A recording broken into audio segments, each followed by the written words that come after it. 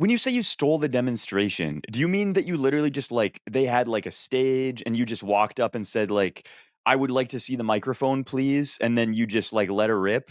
Or, like, what did it actually look like?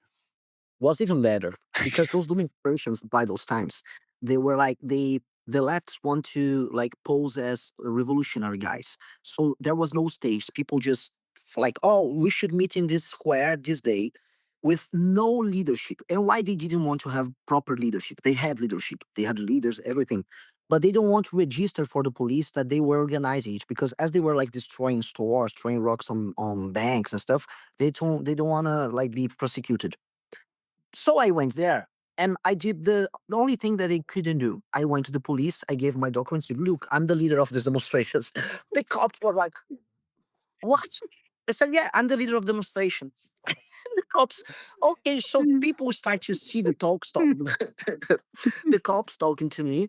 And they, oh, I think this guy is kind of leading the demonstration. And even the leftists, they didn't understand it. They said, oh, we have a new strategy here. I said, yeah, yeah, it's a new strategy I'm organizing. We're not going to have problems with the police. Come on, just follow me. And I got some megaphones. Oh, give me those megaphones. And I start to talk loud. Oh, you go here, go there. And they start to follow me. Even the leaders of the riots, they were following me. And I just start to give like interviews. So the press and the TV, they will start to like interview me. And I was like answering as if I was the leader. And I just stole it. They realize like 1 month later, they start to realize like they created some WhatsApp groups. They were like, oh, your opinions are way too weird. I was like, yeah, yeah, yeah, it's part of the game, we are all different. And I stop talking to them. That was Renan Santos. As of a few months ago, he is a Brazilian presidential candidate, and he's already polling at about 7% nationally. With the support of our beloved sponsors, Polymarket, Citizen X, and Network Press, we are going to get into what made him the man he is today, what his vision for Brazil looks like, and his plan to exterminate the very concept of a favela. Welcome, Renan, to the Plausibly Deniable Experience. We're happy to have you on. I met you a couple months ago in Brazil.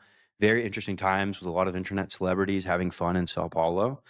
But yeah, welcome onto the show. Do you want to tell us a little bit about yourself, your childhood, your background, really quick? Well, amazing to be here. It's a pleasure. Was also a pleasure to meet you. Great guy. Um, well, I'm Renan Santos. I'm 41 years old guy. I was born in São Paulo from a middle class family on a middle class neighborhood called Moca, a Italian neighborhood in São Paulo. I kind of have half Italian, half Portuguese background here.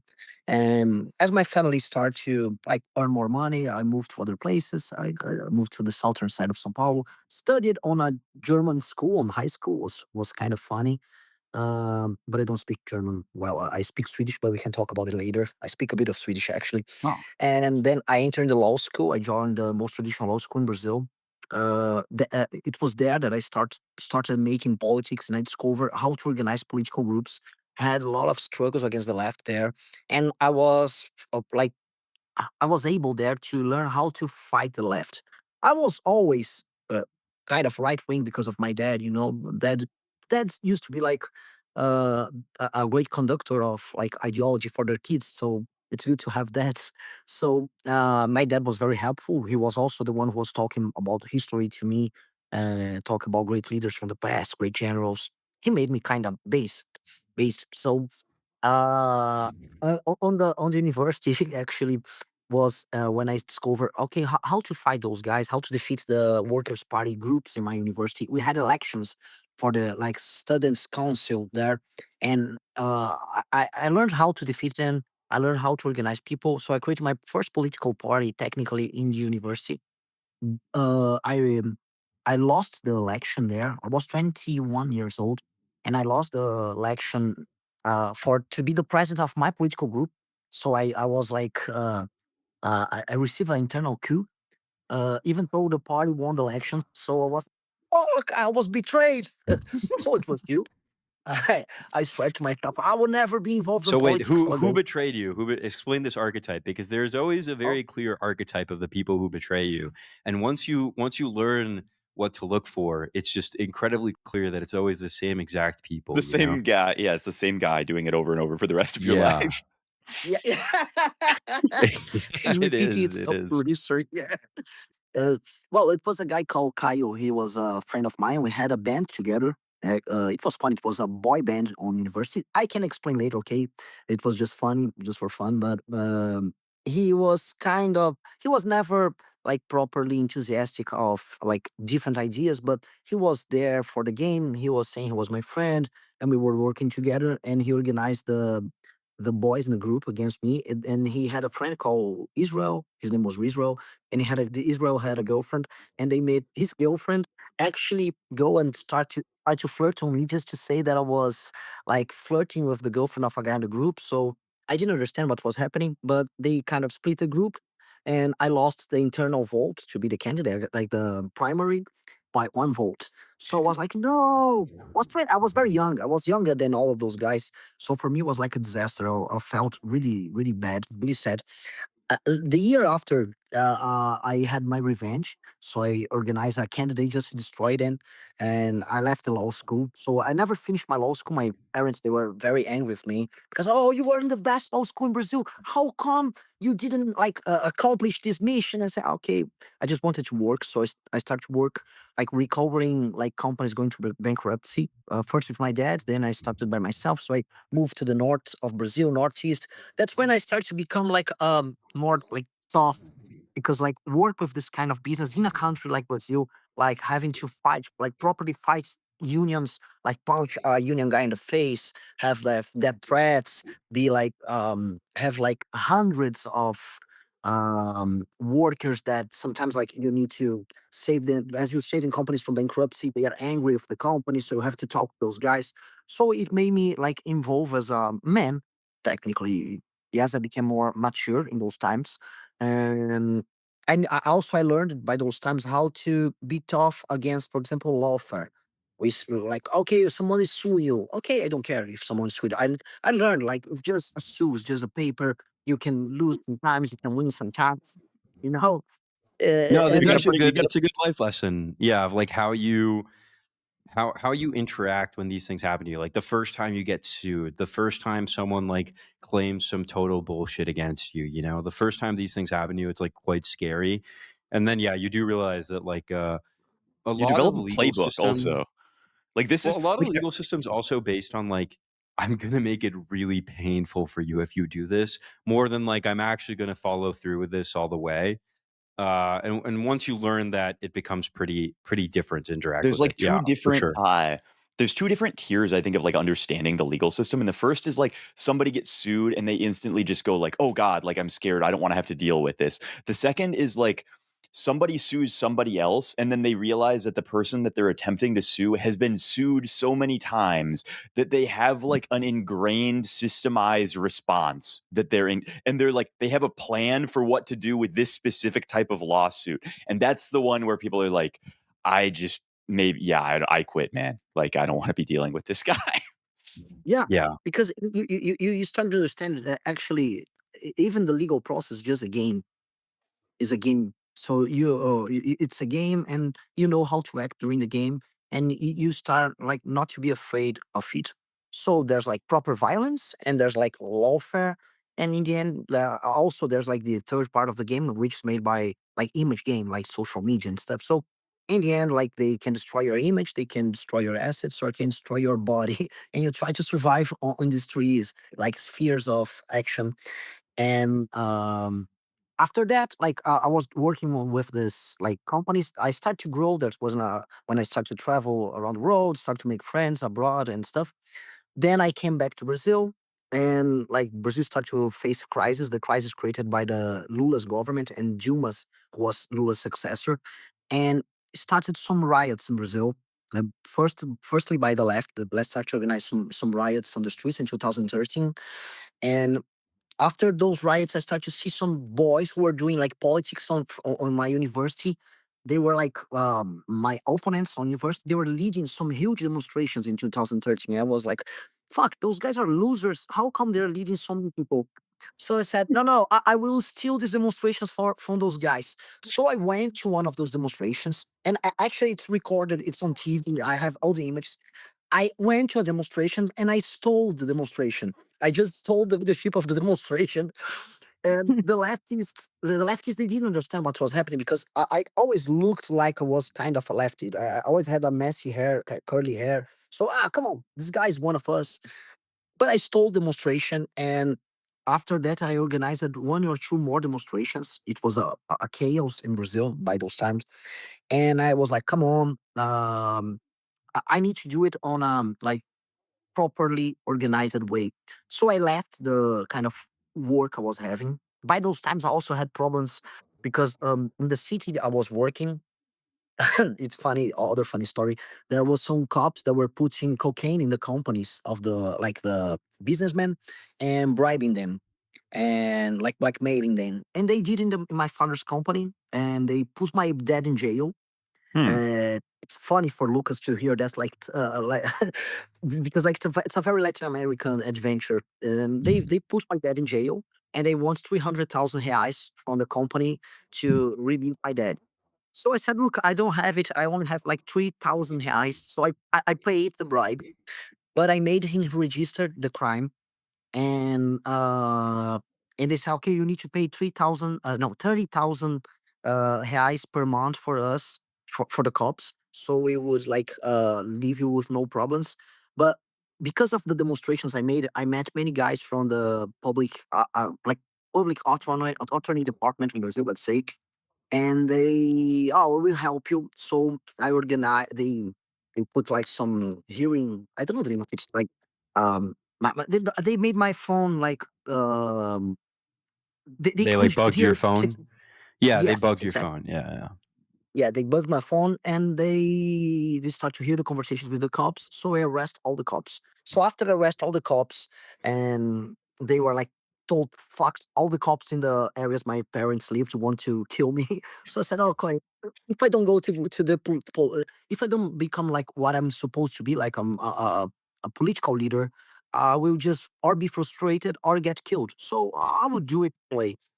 So I just moved to São Paulo, well, again, because it was out of São Paulo. It was in a small town, 1 hour from São Paulo. And I started with my brother and some friends. I opened up an office. And one of these friends is a guy called Pedro Deiro. Pedro Deiro is a Brazilian singer who became kind of famous in America and Europe with a band, a kind of a mix between Brazilian funk and rock. And he came back to Brazil. We organized an office. This office was the beginning of the Free Brazil movement. And with Free Brazil movement, we organized the demonstrations that put down Dilma's government using the experience I had, like stealing the demonstration from the leftists. So So we put down the government. when you say you stole the demonstration, do you mean that you literally just like they had like a stage and you just walked up and said like, "I would like to see the microphone, please," and then you just like let her rip, or like what did it actually look like? Was even better because those demonstrations by those times, they were like the lefts want to like pose as revolutionary guys. So there was no stage. People just like, "Oh, we should meet in this square this day," with no leadership. And why they didn't want to have proper leadership? They had leadership. They had leaders, everything. But they don't want to register for the police that they were organizing it because as they were like destroying stores, throwing rocks on banks and stuff, they don't want to like be prosecuted. So I went there and I did the only thing that they couldn't do. I went to the police. I gave my documents. "Look, I'm the leader of these demonstrations." The cops were like, "What?" I said, "Yeah, I'm the leader of demonstration."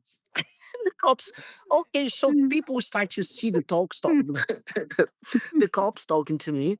And they, "Oh, I think this guy is kind of leading the demonstration." And even the leftists, they didn't understand it. They said, "Oh, we have a new strategy here." I said, "Yeah, yeah, it's a new strategy I'm organizing. We're not gonna have problems with the police. Come on, just follow me." And I got some megaphones. "Oh, give us those megaphones." And I start to talk loud. "Oh, you go here, go there." And they start to follow me. Even the leaders of the riots, they were following me. And I just start to give like interviews. So the press and the TV, they will start to like interview me. And I was like answering as if I was the leader. And I just stole it. it's like 1 month later they start to realize like they created some WhatsApp groups. They were like, oh, your opinions are way too weird. I was like, yeah, yeah, yeah, it's part of the game. We are all different. And I stop talking to them. 2 years later, when we organized the demonstrations with MBL, the movement we created, the Free Brazil movement, they start to realize, fuck, was that guy? When they like, we created a monster. How come? Oh, fascism is back. And by a mistake we made. Yeah, yeah, yeah. Call it what you want, but they were a bunch of losers. You use democracy, right? Like, they all, like, unanimously voted for you to lead their thing by virtue of. Well, it's like Renan did like a company bankruptcy and like, like distressed M&A, and then he took this and went to like a political protest and did like distressed M&A at a political protest.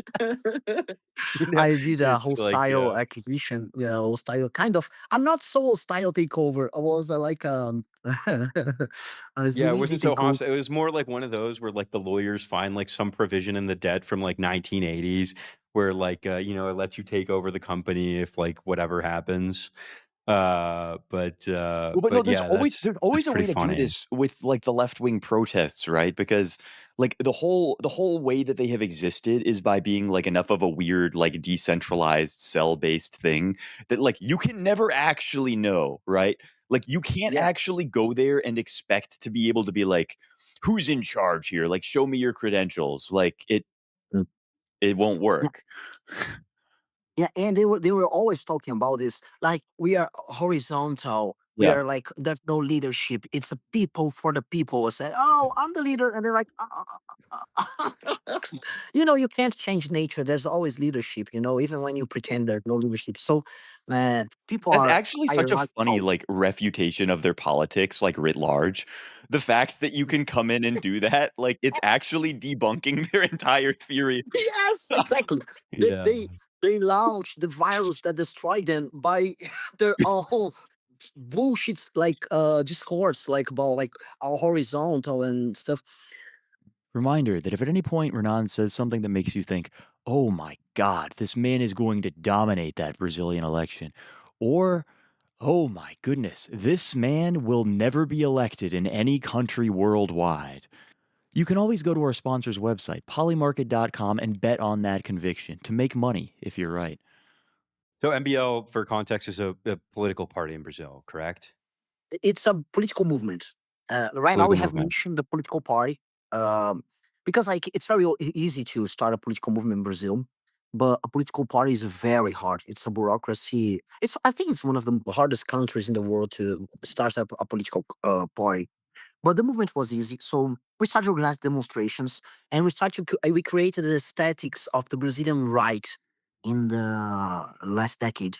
So the way we started to organize memes and videos, even before, for example, Bolsonaro, because Bolsonaro became a trend properly in 2016. We started by 2014, and when we start this demonstration, start to do this like everyone should use the Brazilian football T-shirt as a symbol of like nationalism. So this demonstrations with the Brazilian shirt started kind of started with us as well. We caught the vibe and start to amplify it. Um, we created how is a right wing pundit how he should work on social media, how to organize debates, how to go to leftist demonstrations and provoke them and make them say bullshit. All the stuff we implemented in Brazil. So we became a benchmark. So people start to write about it like from abroad.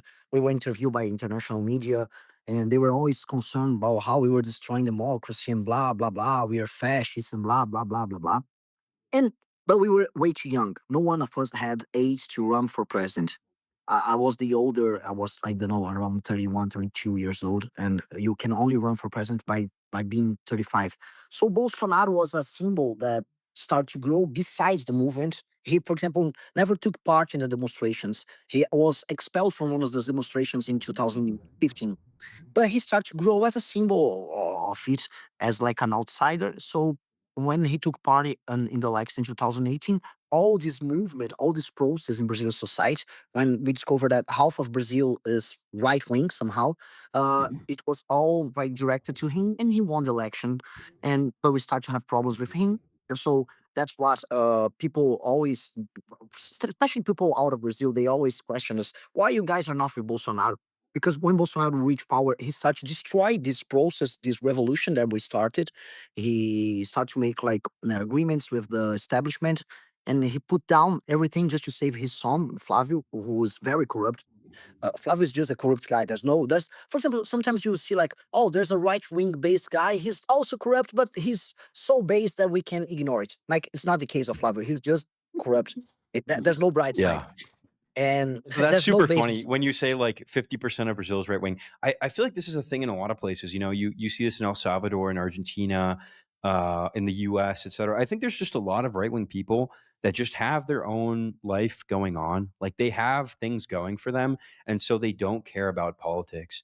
And this is one of those things. Like I think like the right wing dream is like you move to the city, you work a lawyer job or something, you make a bunch of money, and then you fuck off to the middle of nowhere with your wife. You have like 6 kids and you have a ranch. And then the left wing fantasy, like the highest exaltation of being for like a left wing person is like you're a mid level bureaucrat that tells like elementary school teachers what pronouns are valid or something. You know, it's like And you do this until you are 95 years old and you never yeah, you retire, right? forever, Like, forever. It's like and you like want supreme power over like the smallest thing, like or it's like, oh, I'm the guy who decides like how like the slope of the curbs of a city for wheelchair accessibility. And it's like this one bureaucrat that has like prevented any new buildings in an entire city for like the you're past like a 30 wiki, years. Yeah, yeah, yeah, you're yeah. like a Wikipedia No, this editor, is but like for laws. unironically Like you real. just Like go back No, and it's true. forth. I Like, I yeah. know one of this type of guy, a yeah. humanist. He's walking around in São Paulo. No, this building shouldn't exist. This Yeah. guy, these people exist. No, no, no, and like, like you think an exaggeration, but it's literally this. It's like when Yeah. SpaceX's launches were like being delayed because someone found like a nest with like 3 eggs and one of the eggs was like slightly dented. And It's like it's like, "Oh, we can't go to Mars anymore, guys. Like we've disrupted There's like one of a trillion sparrow eggs. Like, it's oh like a no." somewhat rare breed of One thing I'm curious to ask you, Renan, is do you think young people should spend time on politics? Because there's this I go back and forth on it, you know? Like at times I think it's all a waste of time and you should just focus on like getting money and setting up your life correctly and only focus on politics later. And then at times I see Well, that's also like why young we're in the people situation we're in now, right? Where it's like you're saying like the right wing people wanna just like they're just fucked off. Like yeah, they just want to fuck off. the Exactly. reason that America got so bad is because every single right wing person, like they didn't support what the left wing was doing, but they literally did not know that the left wing was doing it. Like you could go around and say all of this stuff about like what they're putting in the schools in terms of like, yeah, like you can be trans as a 7-year-old and blah blah blah. And like people would just be like, "Oh, this is a crazy person. That's not happening. There's no way that could be happening. It's fucking insane." Right? And like only after it goes on for so long that like your average dad realizes, "Holy shit, this is actually happening." Does anything change, right? So like I think you kind of have to encourage some level of background awareness or else they get really really far. Like you can run really really far if your average normal person has no idea what's going on politically. exactly, exactly. I think it happened in the last 20 years. I think things accelerated and people were not even able to realize the amount of problem we're having in the invasion on in our personal lives that the left organized, and in every space they could invade, in every corner of your personal life or professional life, the left became present, and people, especially the boomers, they were like, you guys are exaggerating, and I think it happened everywhere. And answering the question, I think it's mandatory for young people, especially young male, to be on politics. It's mandatory because we will face a transition in terms of technology, and also we start to face a transition in generational power, and the amount of power the new generation will collect will be based on how much they focus on earn political power, and this is a like pivotal moment on Western societies and kind of Western societies, just like Brazil. And it's very important. And I'm not saying it because I'm like I'm a president of political party nowadays. I really believe in it. I believe in it because I start to feel it when I was young. I'm a millennial, you know. I'm not part of the Gen Z. I know the Gen Z guys; they are like really into the discussions, and I was different from the guys from my generation because I kind of had this awareness. Spiritual Zoomer. Yeah. Yes, I feel like a spiritual consumer somehow. Is that Well, actor millennials Robert are like a pretty Pattinson? bad generation. Have you seen this chart? There's a great chart where it's like every because obviously the silent generation were the parents of like the Zoomers, right? Or the Boomers were the parents of the Millennials. Like so there's like one right wing like hopping generation alternating and then like one Yes. left wing like ultimately cucked and that's like millennials and boomers. Yeah, it's pretty interesting. But yeah, so you think young people should definitely get involved. I also For agree. sure. There's like this meme where there's this meme that people who want you to check out of it say, which is like, oh, this election is the really important one. And like they've been saying that every single year. But I actually think it's kind of true. Like politics is going to get more and more and more and more important, right? Because federal governments are getting more and more powerful and like technology is accelerating. And so at Yeah, a certain technology point, is just like giving the ability to, like, centralize all of this control in a way that hasn't really historically happened, right? Yeah, yeah, yeah.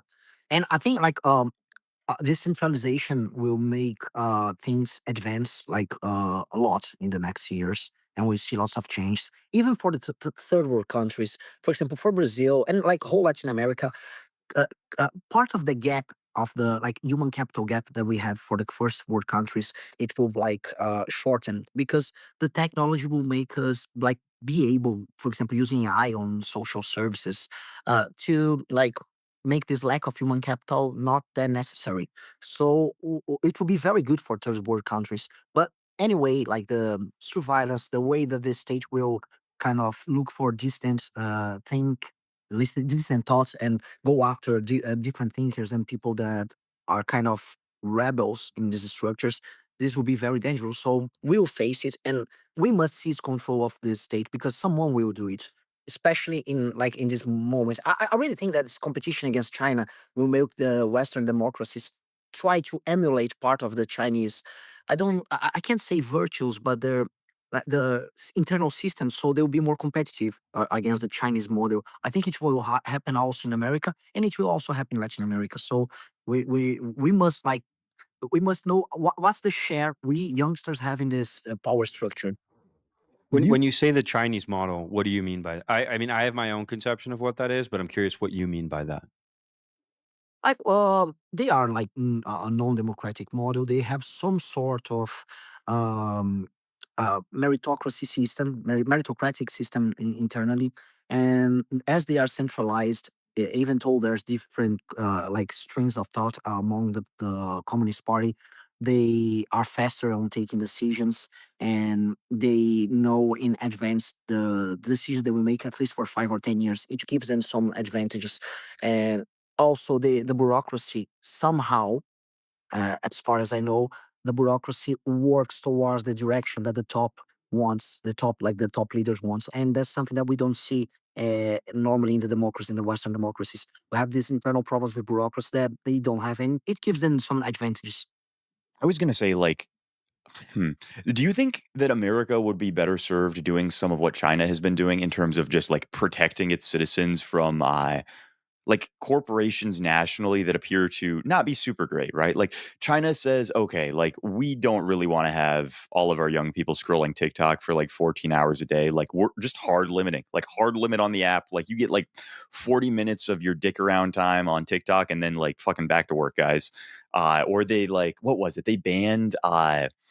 They banned like the billionaire vampire romance comedies where they have Yes. like like if there's a They TV were like, show "This is that has generating like too many fem cells." Yeah. yeah, like if there's like a TV show where like a billionaire falls in love with like an ordinary woman, they're like, this is making all of our young women delusional. They all think that they're going to get a billionaire now and they're not reproducing because the guys who actually want to marry them are not billionaires. Banned. Go like just crush it all. Should America do stuff like that? Because like I look at it and I'm like, God damn, I kinda wish we did do that stuff, like, everything would work a lot better, but also, like, like, obviously, you're giving up something in order to get to the point where you feel comfortable doing that, right? I don't know if America will do it, but when I reach power, I will do it in Brazil for sure. For sure. For sure. The It's first order of business, we're banning, like, female erotica. It's out of control. Female It's erotica is out of control, boys.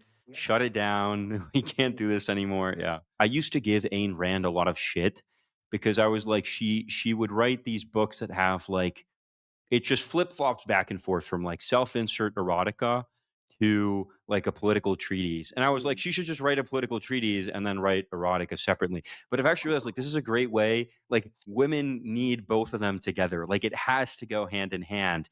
And so having this like based Giga Chad, like John Galt guy, just like pick her up and scoop her up like 15 minutes before he goes on like a literal 15-page monologue. Like there isn't even another character. Like it's not even a Socratic dialogue. It's like she just copy pasted a political treatise and then put quotes around it. It's just the most like shameless, disrespectful of your like reader thing I've ever seen. But it works. It works. That's like the reality is it works. Um, and so it just makes me think like you should disrespect your viewer more. So maybe we shouldn't ban erotica. We should just like promote based erotica. What do you You think should about force the based erotic erotica? we should force the erotica writers to have, like, 40% of their book be about, like, the virtues of, like, first principles thinking Paying in taxes. capitalism. Yeah, Yeah, like the virtues of like having a job, the virtues of like cleaning up the street and not like like, yeah. every Yeah, every I mean ugly there's all girl in the these book who things. gets rejected by the billionaire vampire, like, coincidentally just has leftist politics. Like Yeah. He, like, falls for the really ugly girl who has, like, really based politics, dude, and then that would there's, like, the actually left-wing work. model. This would actually work. Yeah. Like, this is Yeah, this actually, would like, actually the work. American version of, like, what China should have done. Instead of banning it outright, you should have just, like, gunned to the head of all of the writers and said, like, "You're gonna keep going, but, like, every other page is about the Like, the ugly, CCP." plain-looking girl who gets, like, a 1600 on her SAT gets, like, the Giga Chad football player. Yeah, that would work. That would definitely work, actually. Billionarely. Yeah, I think also this is, like, one of the interesting things is I think there's this broad story where I think after the Cold War, state capacity just went down really hard, hand in hand. Like, partially state capacity went down, and so good people, like, smart, capable people didn't go into the government. And then because smart, capable people didn't go into the government anymore, state capacity fell and it just like kept going and kept going. Um, and we used to do all this social engineering. Like, dude, Kellogg's like pushed cereal grains on people because he thought that like red meat made people want to have sex. And he was like a Puritan Protestant who like wanted people. This is 100% real. You can look all of this up. He pushed like grain diets and not eating red meat on people because he thought it like killed the carnal spirit or something. We used to do all this crazy social engineering. We just don't do it anymore and we let like TikTok and Reels do that instead, right? Um, Mm. yeah, it's pretty interesting. Do you have any like weird out there policies you would besides obviously day one instituting like grants for based right wing erotica writers for women? Besides that, after you institute that, what's the next like out there policy? uh, in cultural terms, let's say. I mean, Actually, anything that's like interesting. so like something is like, for example, we have this big struggle against the cartels in Brazil, and there's a weird culture that happens among the ghettos uh, that's quite interesting to understand because the left doesn't allows men to be men properly. And when you're a poor man in Brazil, but it happens in other Latin America countries, you have no option to like exert your manhood. So you're not able to build family. You're not able to open up like a company, anything, and everything you can do is hard for you. You don't have possibilities to find a proper job when you're a poor guy in a ghetto. And even when you have a religious decision, you join, for example, evangelical church and tell you how to be a patriarchal guy there, they mock you. But the only way they accept you as a man is by being a criminal. So if you're a young black boy on a ghetto, like, and then actually they do it. Like, okay, if you're like on a gang, or you start to sing songs about like how your like faction or your cartel is cool, you get into television. But all the rest, like you're being like labeled as a conformist, a guy who works for white people in the top of the structure. So they leave no room for the poor kids to imagine, poor boys to imagine themselves as something that uh, can be like how to be a good man. And at the same time, almost all the government programs that help like poor people, they like the food stamps like called Bolsa Familia we have, they are mostly directed to women. So the boys don't have proper jobs. All the money from the government is mostly all the money, the government programs, they are directed to women. And so the boys have no option. And if they want to be like proper males, they must join the cartels or pretend they belong to a cartel. So it's very bad because they patronize it, even with money, culture that is fucking up all the country. So we need to change it from the day zero in our government, not only by destroying the cartels, but by destroying this industry that make this poor boys, the poor male boys, have no option of being a man, a respected man, to like know the girl from his neighborhood and have a proper relationship, and how to like uh, um make her like idealizing as a proper male. This is a problem that those guys have, and this is something that we'll address it. Even by like destroying the funk culture we have in the not only by like destroying the cartels itself, but the culture that allows it to happen. So it will be like a first day program, and actually our congressman that we have in, for example, city councilors just like Amanda in São Paulo, we're like making like bills of laws in this direction. And I really believe on it. I really believe on it. I really believe on how to bring these boys not as a problem, but put us by our side as soldiers in this like this big cause of turning Brazil into a civil place. How do you feel about Ozempic, like, in the water supply? We're pretty Oh, big it's advocates of it. I You know know, it's funny. I know it's funny, but I'm hearing makes sense. Like if we think about public policies about reducing the amount of sugar in the blood of the people, and everything will be helpful because it creates lots of problems. I'm hearing like the Robert Kennedy talking about these new pyramids of like how food works and stuff. I really believe on it.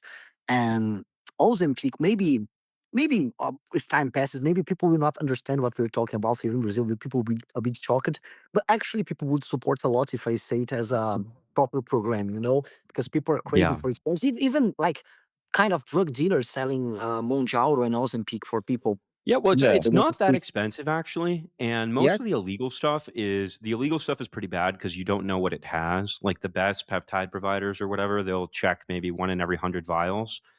Um I think that could be like a pretty interesting industry to develop for sure. But yeah, mhm. we're pretty big advocates of like Ozempic blow dart nationalism and like, if your employer, like if you're fat and your employer sees you being fat, you get like either a 20% paycheck cut or like they get to jab you with an Ozempic dart when you enter I the office, those kinds of things. This was probably at least half of our last podcast, but like I was just going through like the list of ways in which our economy, like the American economy, is just completely flattened by obesity as like an issue. And it's like everything from like healthcare costs to like we're actually losing over like $1 trillion just to lost productivity because obese people both miss more days, uh are less like on the days that they do actually come in, they are less productive and they're more likely to get injured at work, and they also have much higher like medical insurance premiums required. Actually, being very honest, we every time we discuss it about it here, because each discussion came like first as a joke, then as like, okay, it makes a lot of sense. Uh, People liked. So like, I really believe on it. It used to be this issue where if nobody can fix the fact that they're fat, you can't just like talk about how awful fat people are all the time because it's just punching like a disabled person. It's just mean, right? But now that we have these drugs that can actually fix it, we can now start discussing the fact that like yes, this is actually a huge problem that's been sandbagging the country in like 72 different ways, and like it actually might just fix everything. But 1%, literally 1% of the US budget is just spent on dialysis for people with diabetes. Like, just an entire 1 percentage of the government. Like, it's actually the single biggest, like, single item Like even like the B-2 bombers that cost like $10 billion a pop or something are not like as big of a single line item. I think it's like like an unironic $1 trillion a year is spent just on dialysis for people with diabetes.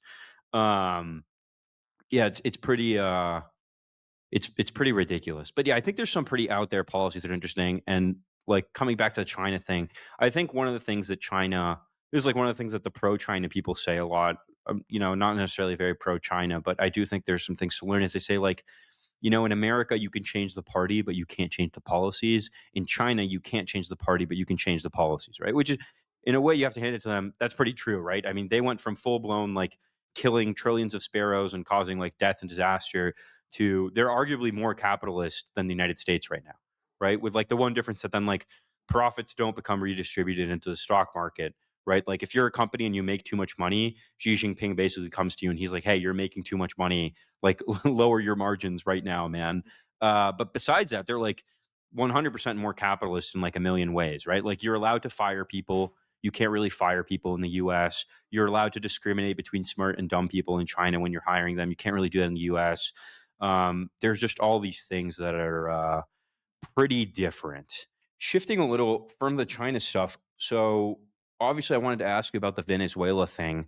The Grok auto translate has been like the hero this week that has just made everyone realize how funny like Latin America and right wingers are, and has also I think exposed people to like how incredibly racist like Latin Everyone American else in the politics world is are. no, no, no. This is the craziest thing about all Yeah. these like instant auto translates is like America is unironically the least racist place in the By entire far universe. the least racist country, like, Yes. And by far the You least should know the racist country. Peruvians. yeah, Yeah, but what do you think about the Venezuela thing? I know maybe some of the inside baseball and some of the stuff that was happening before, and then also, like, what's the reaction in Brazil, etcetera? I'm just curious, like, your general I mean, take this wherever you want. Well, Brazil was part, like Brazilian state was part of the negotiations in this matter because the official Trump negotiator and Lula's negotiator with Maduro was a guy called Joesley Batista, who's kind of he was the king of the meat in Brazil. He's the biggest producer of meat in Brazil, and he moved to America. He bought Swift and other like Pilgrims. A company called Pilgrims something, and he became like the leader of like the biggest meat producer in America as well. So he's huge there. And he had business in Venezuela. He was also in the oil business in Venezuela. And he was someone Lula could trust and Trump could trust because he gave $5 million to Trump's party when he just like the party he organized the gala, he organized the event when he became president all again. So he started to be part of Mar-a-Lago's gatherings, and he was a very controversial businessman in Brazil, very complicated one. But as he had like relationship in Venezuela, and as Lula and Trump were discussing all this bullshit about the tariffs in Brazil. Actually, we were not like really affected by those tariffs, but there was this huge discussion because Trump was treating us like crap and blah blah blah. And the way that Lula sort out to somehow fix this question, and at the same time, uh, end up his problematic relationship with Maduro because the relationship was already not that good as we imagined, was trying to negotiate a retreat of Maduro, and maybe Maduro like move to Turkey or other country, even Russia. And the negotiator was this guy called Joesley, and Maduro Maduro didn't believe that America would do anything.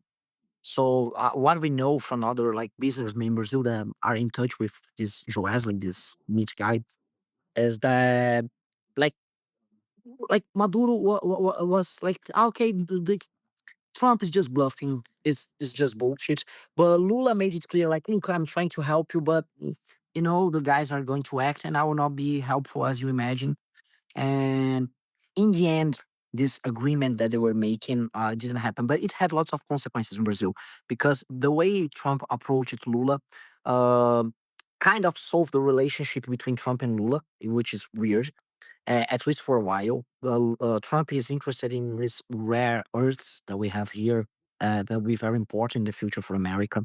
And for Lula, is okay to make a negotiation with Trump in these terms. Also, he fixed the Magnitsky law, uh, like the usage of it in Brazil against the Supreme Court judge Alexandre de Moraes, who is an ally of Lula. So it fixed this problem. Lula showed himself as a proper leader in Brazil, as someone who solved the problem. So his electors, he was like the big man in the table solving the problem. So it was good for Lula, was good for Trump's image in America, and could have been even better if like for Lula, no, not for Trump, because for Trump it was cool anyway. If like Maduro just left Venezuela on an agreement, but Maduro didn't do it, and like Trump took the country or at least overthrew Maduro, and the consequences for Brazil are kind of bittersweet because people are like enjoying it. Even the left is not like properly able to like complain. We're just seeing like those funny, weird trans activists making demonstrations, small demonstrations against what happened. But like normal people and Venezuelan immigrants that are living here, they're like just like saying, "Oh, it's crazy, it's good." And the left is kind of okay. Let's not talk about it, but at the same time, people felt like, whoa, America just like Trump just needed one night to put down the government. And they are like by our Venezuela makes frontier with Brazil, with the north of Brazil. So America can do anything they want in South America again, just like in the past. So as we thought, because Brazil, I really think Brazil is a kind of artificial giant because we have lots of territory. We have like more than 200 million people. We have lots of not natural resources, but we are not able to take care of it. And if any important country want to divide Brazil, want to invade Brazil, or do anything in Brazil, they will be able to do because we are a weak giant. And we started to realize that we are way too weak. And also we realized that during all those last 20 years, we were trying to exert power in South America by this like leftist Bolivarian way with the Foro de São Paulo strategy, with all those leftist parties in South America. And all what happened is that we became impoverished. Brazil lost influence on the continent, and now everything is going down. Like there's only Lula and Petro as proper leftist governments in South America. And America put their feet on the continent, and we are feeling weak. The feeling is the same. It's bittersweet because it's good, but also we're feeling weak, and it's like it's raising lots of discussion about how to have a proper sovereignty in Brazil. And it's good for me that I'm candidate because um, I don't believe in the bullshit that those guys were doing in Brazil and South America. Does it seem like Brazil overarchingly does the Brazilian citizen understand that the decrease in Brazilian power comes from these policies, like from explicitly like leftist attempts at power projection, or is it just kind of a mystery to these people? We are a 200 million people country, and I don't know, at least in the maximum, let's say 5 million people are able to talk about these subjects. Most of the people don't even understand what's sovereignty. The government raised a campaign in Brazil about like how to be sovereign. Lula organized it, and he said that by being sovereign, you should like receive like food stamps from the government, and also you're a caramel dog. Like the symbol of our sovereignty is weird to explain, but we have these stray dogs. They are like their color is brown, a brownish caramel colored dog, and we said that represents Brazil because it's a funny dog that everyone knows. They said, "Oh, the symbol of our sovereignty is being this stray dog with no owner, who has supply of money from the government." So it's like if you're a man or say, "Look, I'm a stray dog with no owner," you're just fucked. So don't even know it. This discussion is a discussion made by like 5 million people who lives in mostly in São Paulo, in some part of Rio de Janeiro, and south of Brazil, where people are kind of concerned of it.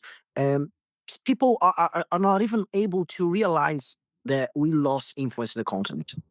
Okay. People like discussion is very it's not even big right now, or even like a normal discussion. I think the other thing is that a lot of countries, and I see this in Europe, like there's this absolute denial. Like I think the United States has kind of since the Great War on Terror, like really pulled its punches pretty hard, and not exercised power in a way that it used to, right? In Latin America, with Project Eagle, was it called, et cetera, right? There's all these different waves of American influence in like Eastern Europe, in Latin America, and I think they stopped doing this for 10 or 15 years, and then all these people, like, they mistook like a desire, like a lack of desire to do it, for an incapacity to do it. And like I really think Petro and Sheinbaum in Mexico, like, they just don't understand that this is something the United States could do the whole time, and so you see them, like, in total disbelief, right? Like, you saw, like, Europe, like, tweeted out this, like, MS Paint, like, like, "No, Trump, you can't take Greenland, like, don't no, you can't do," and it's like it's the least serious document of all time, where, like, technically, you should be saying, like, "You will not take Greenland," and then, like, signing it Right, but it's officially and clear whatever. It's by like the way that they're literally like, framing it. "Please don't Yeah. take Greenland, The way that they're please, framing man." it is making it like every American sees it and realizes, like, there's actually nothing stopping us from taking Greenland except for the fact that we don't want it really right now. But it's good because in the end, like this, all this fiction of post-war liberal international order, where we respect the international law, this is just bullshit. It was always about Yeah. power, but there was this curtain of like sovereignty of the United Nations and blah blah blah that made us believe in this bullshit. And right now, countries like Brazil that has lots of resources, lots of area, lots of population, and no army, no proper like economy. We lost our industry. We say, look, without the international order, we are nothing. We're just an abstraction. Brazil is an abstraction, just like Greenland for Denmark. Somehow abstract. If I step there with five guys, I take Greenland for myself. So these abstractions will end, and I think it's good because people start to not talk about bullshit anymore, about like a program for United Nations, about human rights, and start to think about sovereignty, about army, about have your own infrastructure. And people will start to realize, especially the people that matters, that in countries like Brazil, in many countries in South America, I'm talking about a South American. I'm talking like a South American guy right here, so I'll bring examples from our area. Our infrastructure was being made by China, and our economies became totally dependent on China. For example, Brazil is if China stops buying like commodities from Brazil, like soy and meat and iron ore, we are fucked, totally fucked. We rely also by on consumption of products that comes already from China, and we don't have money to invest in infrastructure, so we rely on Chinese money to make our own infrastructure to export products from Brazil to China. So people are just now realizing, fuck, if Trump just hit the table and says, come on, Brazilian, we'll stop making business with China, we are fucked and we have nothing to do because there's no way we can defend ourselves. So it's good because at least people will start to wake up because in South America we have this belief that well, okay we had a bad colonization, so we are a very unfair area where there's an elite and there's very like lots of poor people, so we must solve this inequality. So all the everything we learned from the schools that we must solve the inequality of the country, even though we're just poor and have no sovereignty. In the end, we must become rich and have sovereignty, and then we can discuss about equality because anyway we'll be unequal because like we are diverse and things are complicated and any societies are hierarchical.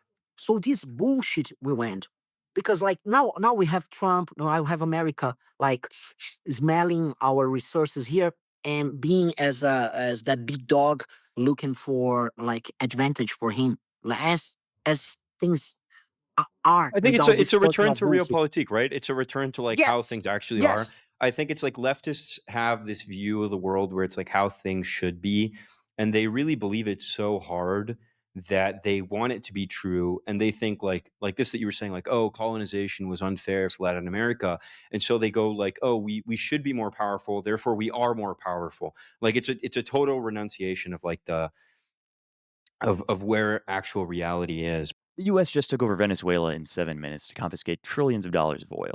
At the same time, the US is proposing a billionaire tax in California. Now, if you're a high net worth individual, this might have you sweating a little bit about your funds that reside entirely within the US banking system. Fortunately, our sponsor Citizen X lets you get a second passport before your first country decides that your bank account belongs to them now. 24/7 concierge service, Swiss privacy, and they accept crypto. CitizenX.com. But yeah, what was the reaction like in the government when this Venezuela stuff was happening? I know you were telling me some stories about some negotiations and stuff. And then also like the right wing. And then there's been so many funny memes of people being like, oh no, like Trump, please don't come take Macron. Like, oh, You know, I live in desperate fear. Like, yeah.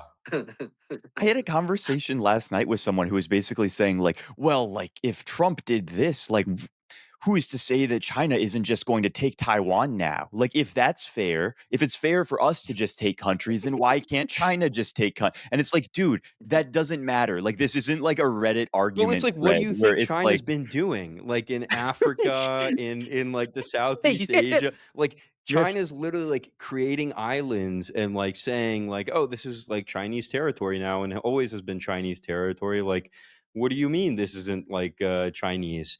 And yeah, it's just this very delusional worldview.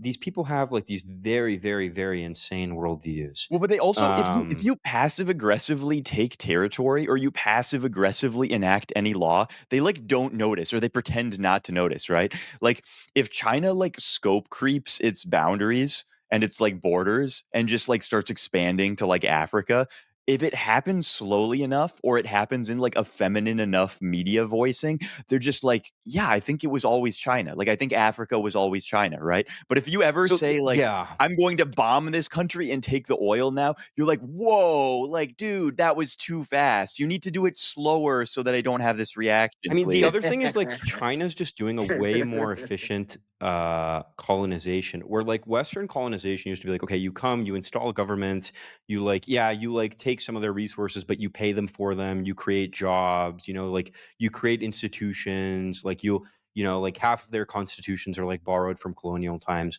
and then, like, Chinese colonization is like, "Okay, we're going to build a port for you. Here's, like, a $20 million port, and in exchange, we want mineral rights over, like, these lands, and then they come in, they set up their own Chinese mines, and like that, like they just take the resources. It's like it's actually much more exploitative while seeming from like a left wing like Chungus perspective, it seems less It exploitative. seems like a deal. Like, it Um seems like, oh, wow, like the Chinese are coming in and saving them. This is really yeah, it seems much kinder, but it's obviously like if you have any understanding of what's actually going on, it's like obviously less kind. Um, yeah, it's just this very weird thing where like, yeah, people are like, "Oh, China could just do this now." Like, what do you mean? Like, you think China wouldn't do this? Like, the other thing that's so weird is like, I don't even really care to talk about the whole ICE thing, but, like, people in Europe will, like, share videos enthusiastically on, like, Twitter and be like, "China's a dictatorship. Like, you can't actively impede law enforcement." And it's like, in the UK, if you tweet like, "Wow, I really dislike my Indian neighbor," you, like, immediately get sent to jail for, like, 30 years. Like, Yeah. it's like, your children are taken from you, you have no rights, like, you need a license. Like, they unironically the way America has, like, gun drives, like, the UK like, where you, like, return your guns and you get, like, $50 for it or whatever, the UK has, like, knife drives or, like, sword drives where, like, you no, no, no, this is completely real, where, like, if you have, like, a really yeah, it's sharp, like the like, blade is over kitchen knife 3.5 inches. Like, yeah, it's literally it's like TSA policy, but, like, inside of a territory. It's so weird. It's this very weird situation. Um yeah, I think it's a return to realpolitik. The other thing that's very interesting is, like, I'm starting to see you see this policy where, like, the US is starting to, like, say they're gonna disperse money directly to foreign governments, which is just obviously such a better policy on, like, 17 different levels. Like, instead of having this web of NGOs that, are completely untraceable that cannot be held accountable completely to anything. untraceable, like, totally unaligned with, like, actual American interests or anything at all, and like, the other thing is, like, dude, the whole OpenAI thing sorry, this is a weird tangent, but, like, the whole OpenAI thing, it's like NGOs I'm not even sure NGOs should, like, legally be allowed to exist. NGOs are, like, this weird thing where you say, like, "Oh, you won't tax me because, like, this money is being given to charity," but then that charity can be anything you like, I can create a foundation for, like, the Plausibly Deniable podcast, and like that foundation doesn't get taxed. I should probably stop talking about this, but like that foundation doesn't get taxed because like the money is like not going to like shareholders, it's going to like an end. But you can very easily funnel this. Like when people talk about like Bill Gates like giving like $10 billion to the Bill Gates Fund, it's like, yeah, man. And like then he's hiring like half of that money goes to like TED Talks his daughter gives. Um and like the other half goes to like his own mineral companies in Africa. And like it's just like funneling money into the things like instead of like buying yourself a house, you just build the like foundation to epic houses in the city where I live, and then you rent out the house to yourself for like $2,000, and then your wife also gets like a $10 million a year, board seat where like all she has to do is like take a board meeting every quarter or something. I'm not even sure NGOs should like structurally exist. They shouldn't, but it's like arguing that Dubai shouldn't exist as a country, right? It's like saying like money laundering for the wealthy shouldn't exist. And you're like, okay, who's enforcing this? Like, who is going to do away with this? This happens everywhere. Here we have the churches. We have some evangelical churches. They're like big business with like loads of airplanes, lots of real estate, and they just benefiting from not paying taxes. Yeah, they don't And pay taxes. yes, So you but compound massively. It's the same as with the endowments in the United States. Like if you don't have to pay tax, like all these people, like the first step of like investing is like you start really caring about returns. The second step is like you care a lot about risk adjusted returns. And then like the step where all these private advisors sit at, which is like it's a huge scam. They charge you a bunch of money, but the reason it's worth the money is because what they're really good at is optimizing post-tax returns, right? Like they'll sell at the right time your losses against your gains, and all these endowments realize, like, hey, we should just have a university and then we don't care about that university. But with that way, we don't have to pay taxes. And it's huge. It like doubles your returns post taxes. And so whether you're actually a good fund manager or not doesn't actually matter at that point. yeah, Yeah. and as this NGOs, they have this model of business. Let's say that's very advantageous. Let's say is it's a correct word, advantageous. Like they have an Yeah. Yeah. advantage. Super Yes. advantageous. So they are growing everywhere. Like for example, I really believe because like the numbers are by my side. Most of the left in a country like Brazil is funded by NGOs as like the Ford Foundation, Rockefeller Foundation, mostly open society foundations. They put hundreds of millions of reais, like dozens of millions of dollars every fucking year in those like like black trans favela organization, how to help black trans women in favela with $10 million per year. So they are funding like indirectly like some political parties because they all launch candidates, and it all happened because of those NGOs. And I really don't know. We started the discussion here. Why we just don't allow this money to enter? We just make a blacklist of like NGOs that influence our sovereignty and don't let the money enter. I think we all should do it because there's this stuff the people are discussing about like Doge, how they discover how the money is like taken from the American budget and thrown in other countries through these NGOs. But here we should do the same by like not letting this money enter. We just end up with a big part, a huge chunk of the South American left by doing it. In Brazil, it would kill, for example, this woke left, because I really don't believe that the woke left is, in electoral terms, viable. Besides, like big towns with lots of young women and It's gay. entirely subsidized politics, right? It's Yes, like the yes. people in the favela aren't like pro woke, like left wing No, not at ideas. all. Obviously Like, not. Yeah.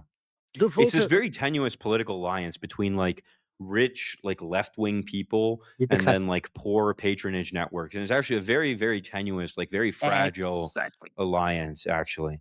And you just see this like in everything. Once you start noticing, back to Venezuela, you see like people keep repeating this number of like 200 or 300 million barrels a year or whatever. And I don't know if you know this, but like that number, no one actually knows that number is real. That was a number commissioned by like private consultants for the Venezuelan government in like 2002 for PDVSA, which is like the state oil company. And it's literally just the same number. But this is like one of the things it like that people don't realize about media is like one of the biggest jobs of media is just legitimizing discourse, like making a certain thing a thing that you're allowed to talk about and that is true. This is like the main like value derived from media. It's not actually about distribution. Media doesn't have distribution. Like The New York Times gets way more distribution from like me or you or whoever, like screenshotting one of their articles and posting it. You got like trillions of views on Reels and TikTok this year or whatever. Like it's distribution is not what they win at. What they win at is like people look at it and they think it's true. Like the Financial Times graphs. I don't know if you've ever seen the Financial Times, the FT or the Economist graphs that are like in the nice red color. It's like this really beautiful graph. And then like all the data, like it's this really beautiful graph and everyone's like arguing whether it's like good or bad or like, oh, is this number good or bad? And Mhm. it's like, dude, this whole graph that you're arguing on has like an asterisk on it that says like collected by 3 people without any fact checks from like 2 Somalian daycares in Minnesota. It's like, dude, what do you like? What are we arguing here? Like, none of you know whether this is real or not. Um, and I think this is one of those interesting generational things where I think like you or like a little bit before you, like people were really cognizant of the lack of information that they had. And I think nowadays we have so much information that actually the hard thing is like discarding information, like realizing what is not true. A lot of the boomers in America, they all think that this is a thing that's changed. They'll say like, "Yeah, I wish news could just be unbiased again, man." And it's Oh like, my god, that thing's news so news funny. has never been unbiased. There's never been any incentive to have unbiased news sources. Like the incentive has always been to trick you into thinking that it was Yes, and unbiased. the boomers, they are using like social media with this mindset because they were like raised as kids that believe in these small journals in their cities or even the big TV. So when some videos appear in their WhatsApp and stuff, they were like, "Oh, what? The truth just came here. And I need to believe on it." So it's very complicated to show them. Sometimes they are being like psyoped. Yeah, So boomers have no yeah, cognitive security, Well, right? And boomers always grew up telling you like, "Don't believe everything you see on the internet." And it's just like it's well, no, so funny, right? it's always one of the 2, right? So there's the boomers that see anything in WhatsApp and they're like, "Oh, this is so true." But then there's the other boomers that are like, they Don't believe their idea. anything. Like everything is a conspiracy. Yes, yes, they didn't believe that anyone was trying to, like, trans seven-year-olds in schools. They didn't believe that, like, the weird, like, anti-racism propaganda was just, like, actually getting to the point of, like, "Okay, we're not allowed to hire white people." Like, this was all like, "Ah, that doesn't make sense. I don't believe it. I didn't see it on CNN, bro." But it's because they don't actually have an ability to screen sources themselves, right? Like, they Mhm. go, like, was it on Exactly. CNN? Oh, so it was but, like, I ran into this thing where, do you remember I forget which it was Fulton County, I believe. There was a hearing that they had where they had a representative of the state legislature come out and say something like, "Yeah, like, the votes were uncertified from, like, the Yeah, these 2020 are like all election." the Like 2020 yeah, like, election there were, like, votes, yeah. 330,000. It was, like, Yeah, more they than the won by amount like required to change the 60,000 and it's like margin, 300,000 were like they completely confirmed that uncertified like ballots. they were improperly certified. Yeah, they just admitted. It's not even like, "Oh, like, yeah, I guess we didn't have the supervisor in the room and like obviously 1 plus 1 equals 2, like they were uncertified." Like they just said, "Yeah, they were Yeah. improperly certified." Yeah. It's so But insane. it's like this is, like, as official as you can get of a source, right? It's, like, someone I mean, from the it's state literally the legislature guy who on, like like, a live stream. Yeah. allegedly yeah. Yeah, Yeah, it and just and so no one knows that this but happened. but but it happened, and it was reported by, like, The Federalist or some paper that, like, no boomer thinks is a legitimate source of Yeah. information, right? But, like so, It like, was I reported sh by I've it was tested this, I've reported by, shown like this to multiple it boomers, was and they all are like, "But it's like, this is The Federalist, bro. Do you have any, like, actual sources?" I'm like, "The source is a live stream from the US government, like, legislature." Like, that is the yeah, this actual is source. There's no way to, like, explain that to these people, though, because it's they just a only are, primary like source. It's people are more willing to believe, like, a secondary trusted, quote, unquote, "source" than, like, a primary source where, like, the guy literally just admits, like, "Yeah, we did this." Like, "Yeah, we did that shit." Um, and And the other funny it also and seems like a clickbait thing. Like, we've gotten to the point where, like, the real news, the real things that happen like, if I were to go out and say, like, "Yeah, like, the Fulton County legislature just openly admitted that they did this scam in, like, 2020." They just said, like, "Yeah, we scammed the election." Like, that literally sounds like a made up AI generated yeah, it clickbait sounds fake. headline It's because yeah. reality has gotten to the point where it's just so bizarre that old people can no longer believe it. I have a funny story Yeah. that happened in Brazil last week. A woman appeared on TV. Everyone knew because she was angry with Brad Pitt because she was a married woman. She was around 62 years old. She started to talk with a grifter who was using AI videos generated of Brad Pitt talking to her, saying that he was out of money and he wanted to move to Brazil because he was out of money and getting married to her. So she started to give Did this she money. send him money? Did she send him money? She sold everything she had. She was married. Dude. She abandoned her This wouldn't family. have happened under Chinese policy. Under a Chinese ban of vampire billionaires, Yeah, this yeah, would we yeah. could have stopped a senseless tragedy. If only our government would step up and ban female erotica, You- this senseless tragedy could have been averted. We have Every- to, like, start crying crocodile tears and, like, it's that's from how this. you enact policy change. She was having that her moment of like that forbidden romance, being 62, being Was married. she married? Tell me she was married, She please, was man. married. She was married Oh my god, no with way. kids. With Dude, kids. what the I was fuck, gonna say this Was would man? only married happen with to a kids, married woman with, and like, she 4 kids. abandoned her family to marry with For with AI Brad and Pitt. then when AI It was like Do an we know where the scammer Indonesian tell me the gener scammer is like a yeah, guy from, right. like, Mumbai, please. Tell me Yeah, he's it's from, like like, an Indonesian Pakistan, please. and Please, man, but please. she went to the police because she wanted to sue Brad Pitt because she doesn't know. She was like, "Fuck! I lost everything, and Brad Pitt, he didn't give me back my money." And because she was still believing it was Brad Pitt, because after like taking her money, they kept talking to her with Brad Pitt profile. Like, look, no, no, I didn't betray you. You know, I'm coming to Brazil, but I lost the "I love you, flight. baby, like, I Yeah. fucking love you." So like these things are happening to boomers all around, all around. During the elections, things will be very problematic here because they really can't like separate what's unreal from what's real. So we are fucked. We're totally fucked.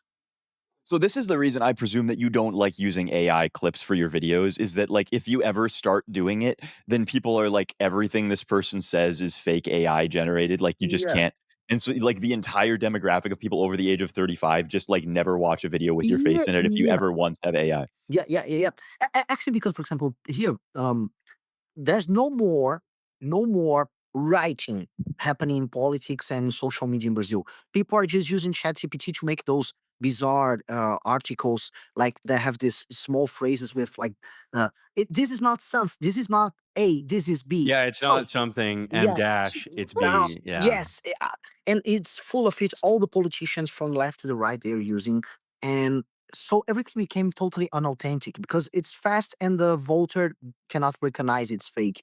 So they're using videos, they're using pictures, and they are using like articles. Also, there was a senator last week. Like we filed against him on the court because it was way too bizarre. He created a fake audio on ChatGPT. I think it was on Gemini or ChatGPT. I don't even Yeah, what was the AI one he of these used. AI mumbo jumbos. That he was like faking that he was 2 years ago in Venezuela organizing a riot that put down the Maduro government, and that now he was the real leader of the overthrow of Maduro. So he posted this audio saying, "Look, I'm the hero. I'm from SWAT. I'm the real hero, and I won." He's a senator of the Brazilian Republic. Okay, he earns a lot of money per month, and his voters, congratulations, you won, you won, you won, you won, and people believed. Like the audio was totally fake. Was just like a random guy speaking Spanish, like, "Oh, Maduro must be saved." But this senator from Brazil is so brave. You know, it was horrible, but people believed. People believed. So there's nothing we can do. Lula used some videos also of people like fake journalists talking on TV of how like the right wingers don't like poor people, and people believed as well. So from the left to the right, everyone is believing this bullshit. This is law will be The the other thing is, like, it. everyone's trust assumptions are just completely incorrect. Like, one of the other things in the other direction, like, of sources they shouldn't trust, but that, we're talking about all the sources they do trust and they don't. But then all the sources that they don't trust, but they do. And it's funny because you see this in the highest level of, like, government and private enterprise is like Mark Andreessen, Scott Bessent, like all these Marco Rubio, like they really care what like Bronze Age Zoomer has to say on like geopolitics. Like they really care. They genuinely do. Like there's like all these photos that leaked from the Situation Room where like Trump has like Twitter open on like a huge screen while he's like monitoring what's happening in Venezuela, and he's like monitoring like what does right wing Twitter think about this? Like what's the sentiment from like uh whatever. and like Mark Andreessen will follow these people. Yeah, I mean, I don't want to single out people, but I have like 8 to 10 like billionaire private equity guys who follow me. Like some of the top CEOs of companies, Lucas, you too, or like they really care what all these anonymous people have to say, or like these little accounts on Twitter. And then like imagine going to your dad and being like, Dad, look at what like Braun had to say about like Venezuela. Like you would think you're a retard. But like unironically, like Milei, Bukele, like dude, a bunch of like our Anon friends were like meeting Bukele this weekend. Like they just got flown out to El Salvador to like affect changes on like tech and health policy in El Salvador. And it's just like massive things happening. JD And Vance follows people that I've met from, like, posting on the yeah, internet, I right? know. Like, JD and it's Vance not like follows like 1 or 2, it's like, yeah, like, JD Vance follows, like, half of my best friends. Like, yeah, yeah. Yeah, it's a weird panorama. It's definitely a different world. There's like some very funny stories from there. Do you have any funny politician stories from Brazil, Renan, to share with us? Like a couple. I know there's a couple you said to me. I don't know what you can say, what you can't say, but a lot of When these are very entertaining. there's many like the funny story from last week was from this senator, like the guy who saved Venezuela. But every now and then we discover new stories, or even took part of the stories, because like politics used to attract grifters and also crazy people. There's many crazy people who want to be part of politics. So these crazy people appear. For example, you're congressman, and some weird people appears in your cabinet. So we had for example, a state congressman in São Paulo called Arthur. Arthur is a very funny friend we have. Like, uh, and he was like very straightforward. If you are like a crazy guy, he will just kick you out of his office. But appeared a crazy guy saying that the Brazilian government put a chip on him, like a microchip on him, and he couldn't control his body movements anymore. So he entered the cabinet, he started to destroy everything and shake and screaming, and we had to conduce him out. But as he was like, he belonged to, as he had like mental health problems, we couldn't act like that. So like we could be sued by acting him on a rude way, and we had to be like very careful with him. So he started to visit Arthur's office and start to explain everything about his microchip, and that like he was a subject of experiments from, like, I don't know, aliens and stuff. And people have to, okay, really nice. So he started to like part of it, or else you could be like evacuated from the assembly.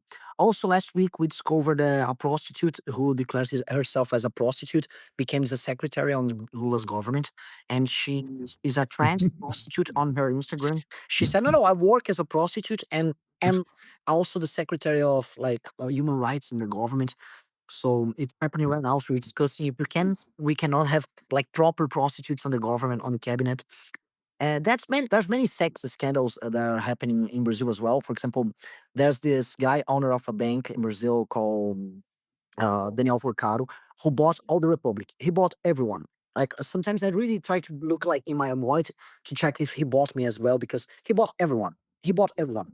And this guy, he was buying people by like bribing them, giving them money, and also by organizing like big orgies. It's a kind of Brazilian abstract, and but he wanted good, or like good orgies. So he said, where the best material comes from? So he started buying this. He created a venture company called venture capital company called Moriah Assets. And this venture company start to invest on wellness, and this company start to invest on wellness companies from like hot girls from Instagram. So they made those hot girls more like the richer and richer, and they start to invite those girls to be part of their orgies. So they started to like convince Supreme Court members, also big politicians, other big businessmen, by the strategy of using like fitness girls. And they bought everyone. They succeed pretty well. And actually, this is the biggest scandal in Brazil, biggest financial scandal story in Brazil. And this was the main source of the strategy, like using good assets, properly good bodies from hot girls to convince everyone. How much of like political corruption do you think actually follows this pathway? Because like everybody, I think like when you're younger, you start off with this like idea of like what political corruption might look like. And then you grow up and you realize that actually it's just like there's somebody who organizes a social club where they say like, okay, there's a lot of people out there who wouldn't normally ever have the ability to have sex with attractive women. We're going to give you the ability to have sex with attractive women on the condition that like you just sell out for us forever, right? And like that's been my conception of like every time I find like how is this happening? How is this self-organizing? And it's actually just like some guy figured out how to get a bunch of like losers laid and now they just love him forever. And like that's the corruption. Well, there's Like also I mean, I don't know if this is a big thing in Brazil, but, like, it's well known that, like, half of the politicians in DC are, like, secretly gay and, like, they have, like, gay compromat on them. I Is this a thing in Brazil as well where they have, like, uh, gay compromat on half the people? Because this is a very legitimate, like, very well-known thing in the US. Yes, yeah, a Uh lot, a lot, a lot, a lot, a lot. The funny thing is, like, I think they could just say, like, "Yeah, man, I'm gay," like, and it wouldn't be that big of a deal, right? Like, you have people like George Santos getting elected, like, who cares, Yeah. right? Like, Well, for example, it happens a lot in the online right in Brazil, especially in the Bolsonaro's followers. They are like the young Bolsonaro followers are mostly gay, but they can't say. They can make it people make it. Some of them were part of MBL, so I know they are gays because I saw them like kissing other guys, and I know they are all. oh, they were But kissing other guys. That's like super gay. I yeah, thought they were just like that's yeah, like yeah, more yeah. They no, could that's whoa, like suck the more other gay guy, but than no, gay they sex. even bro, they kiss. don't even kiss. They don't even kiss men in prison, bro. Like Yeah, that's a yeah, That's step like too super far. yeah, yeah, that's like not that's way gayer than gay yeah, sex. That's yes. like super gay. And they Which have is their fine, as long as they're based, it's fine. We love our based, gay people. gays, yeah, but they can't because they are these moralist guys. Like I'm looking, I take care of the family. The leftists are trying to destroy the Brazilian family. Come on, Brazilian family. Most of the people here doesn't have proper families here. The things are very like way too overcomplicated in terms of family here. But they're like they pretend to allow us like Yeah, it's the old friends. guys where, like, Donald Trump said he grabbed women by the pussy, so you actually have to vote for, like, Kamala Harris now. Like, the only moral choice is to vote for Kamala Harris because Trump got divorced twice, actually. It's like, yeah, So Jesus, like man. the like at least like 60% of the young generation of Bolsonaro new leaders, let's say, are gay, and but they are gay behind the curtains. They're just like, and I can't believe that people don't know it. They're just pretending, but all the Well, the signs reason are there. also why all these people are gay is because, like, there's 2 ways in which, like, gay guys are really good at avoiding social consensus, right? Because they don't Mhm. have to worry about getting laid. They'll get laid anyways, number 1. He- And then number 2, You're a it's genius. like You're a the genius. number Making 1 them. it's the number 1, like, political, like, career accelerant, right? We used to have court eunuchs. This was, like, a normal, like, accepted thing, right? There's all these ways in which, we've kind of pretended these things aren't real anymore. And then you look historically and it's like, yeah, of course we have like the gay power cabal in our government. Like, how else are you supposed to manage the spy networks? And it Um, happens all governments. For example, yeah.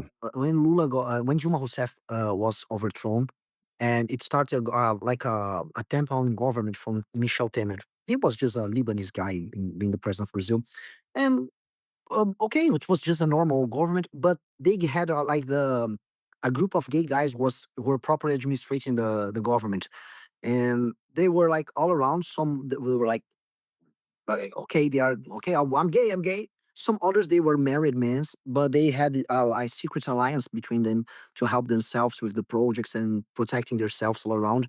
And actually, they were the ones who properly took care of the government. Some of them I can say, like Jun, president of a party in Brazil, he's very powerful. I can't say immediately says a Yes, but specific yeah, yeah, name. he's totally gay. He's do totally we gay. have to do we have to cut that, Renan, or can we No, leave you it? don't need to cut. You can say like everyone knows he's gay. Uh, he's totally gay. And We just had like a proper Kanye West, like yeah. I can't say I'm who's not gonna say gay. who it is. Yeah. And he's totally gay, and he and the other guys, they were protecting themselves, and well, actually they made a kind of good government by that. But this alliance happens also in Bolsonaro's group, where they have let's say Bolsonaro Twinks. It's a group like Valdemar's Twinks. We call it. It's because they are twinks from the president of the party called Valdemar, and they actually will like be very successful in these next elections. They will be congressmen in Brasilia for sure, and they will gain Yeah. ground in Brasilia. Do you see any like interesting social dynamics in like your party or your followers? Like it's mostly young right wing guys, but I was there. There was a lot of couples. I saw a lot of very attractive young couples that seemed very healthy. Just like kind of like it was almost like a Taylor Swift concert. Where like there's just this couple like swaying, holding like the guy is holding the girl from behind. She's like kissing his arm or something, like listening to Renan talk about like how Boppe needs to like immediately like drop into all the favelas simultaneously on day one. Um, yeah. Oh well, it's interesting because when we started like 11 years ago, it was very diverse in terms of like sex. Like it was almost 50-50%. Because it was a struggle against the Workers' Party and people were together, lots of millennials. Then the right wing movement, and it included us, became boomer subjects. The millennials just gave up on it. The Zoomers were still kids. And after a while, like only boomers were talking about politics properly. Then after, especially after the pandemics, it changed. The Zoomer came into the scenario. We became a group made mostly of Zoomers and like angry millennials, and uh, mostly like male youngsters. And it started to change 2 years ago when we started to have better female leadership. And also our group became aesthetically more bold. Like we just abandon everything that sounds like, as you described, a Mitt Romney vibe. Just Mitt Romney, the center right vibe. This, I care about institutions vibe. And we started to talk with the heart as we want, and it changed the demographics. Actually, you start to bring more interesting people.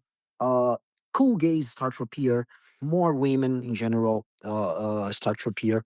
Now we're starting to have like proper good-looking leaders that will be candidates, like girls, like good-looking girls that are going to be candidates in this year. So it's it has this snowball process that like attracts more. If you put together interesting people, you start to attract more interesting people, and it used to attract like women because women understand this dynamics of hierarchy better than men, and they understand it like by instinct.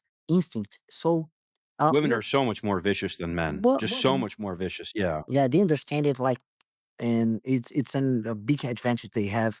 So right now they understand that our group is somehow the future, and we are attracting not only good couples but also very intelligent single ladies, and very diverse because it's all around the country. So it's changing, and I really believe that in the end of this year, like right now we are 70-30% group, like 70% is male.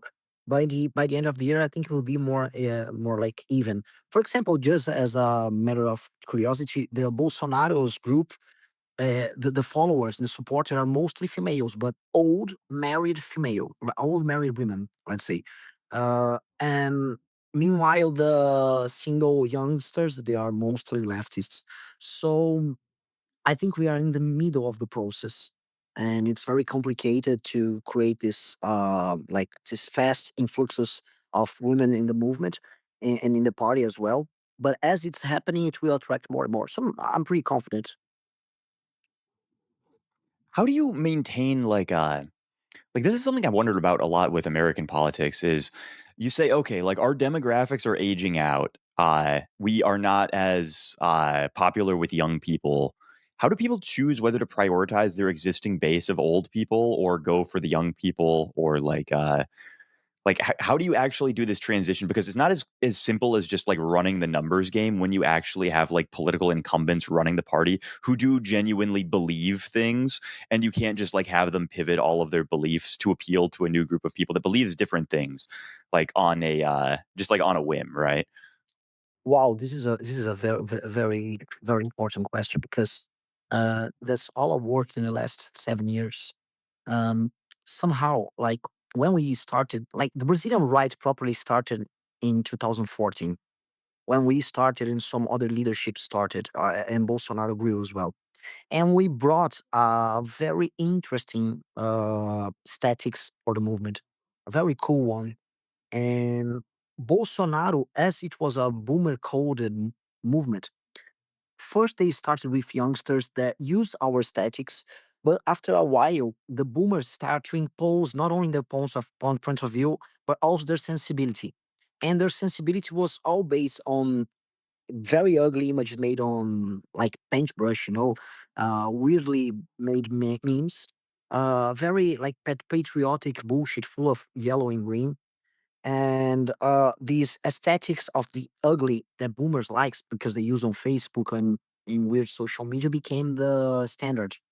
So first of all, we not only broke up with the discourse, but also with the statics, and it was a shock in the beginning. For example, before we just like we break up with the Brazilian like mainstream right, I was making live streams with 7,000 people. Let's say in 2018, we broke up, and I started making like live streams for 300 people only. We were totally Huh. broke. Like it was a disaster. We lost all the support, donors, everything. And but after 2 years, we raised like a new basis of supporters, and it changed everything. So we felt free to just use our statics, our sensibility, our way to see things, and we just don't have like wait. We wiped out all the boomers who were following us.